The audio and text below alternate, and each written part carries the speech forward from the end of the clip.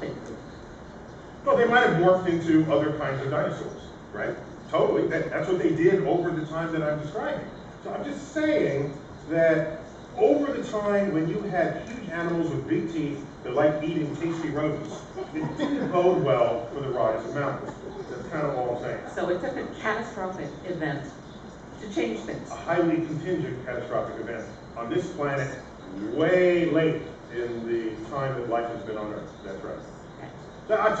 So I'm just thinking, you can be hopeful, and that's fun, but let's take what you're saying to an extreme. Yeah. Suppose, in fact, intelligence is common in the galaxy, however we want to define common, okay? Or intelligence. Intelligence, but yeah, exactly, okay? Let's assume that. Who are we to then decide that we are intelligent? Would they? We defined our own intelligence. Of course we're intelligent, because we're defining it. If an eagle defined intelligence, they would say those poor humans, all they could do is walk. And they're measly 20/20 eyesight.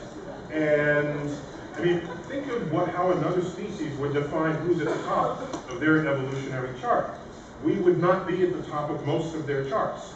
The microbes in our lower gut would think of humans as a dark, anaerobic pocket of fecal matter in the service of their life.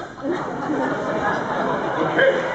That's the purpose of human life to them. Okay?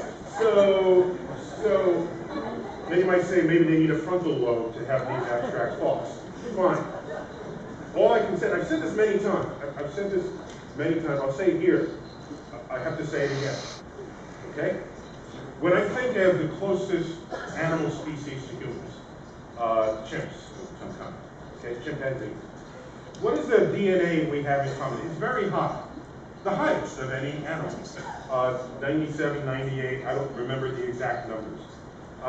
But it's high. So this tiny little percent then accounts for all the measured differences we find. So what does the smartest chimp do? The smartest chimp can maybe stack boxes and reach for a banana. They will know what stick to use to get the termites out of a mouth and eat them. They will know, maybe you can teach them some rudimentary sign language. That's what our toddlers can do. The smartest chimps do what our toddlers can do.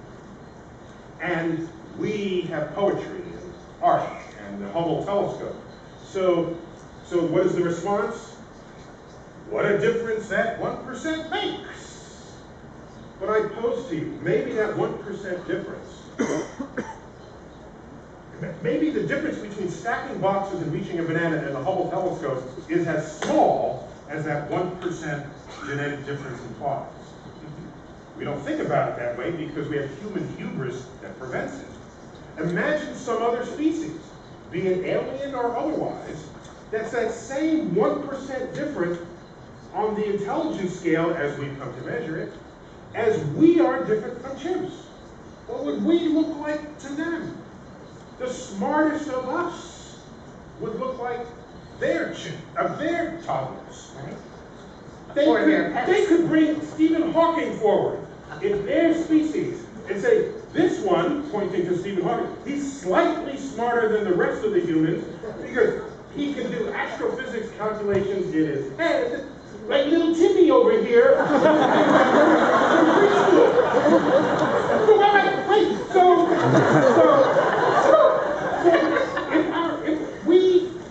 So this is no different from the chimp and the human and this other species. We would not be able to comprehend their simplest of thoughts any more than a chimp can understand. And I just here's a sentence. You ready? Let's go have dinner at the buffet later. I'm going to have some carbohydrates and some protein because I'm on a low-fat diet. Well, what does that sentence mean to a chimp? They have no knowledge of physiology or fats or proteins or carbohydrates or health or calories. But it's a simple sentence coming from me. Imagine the conversations this other species would have.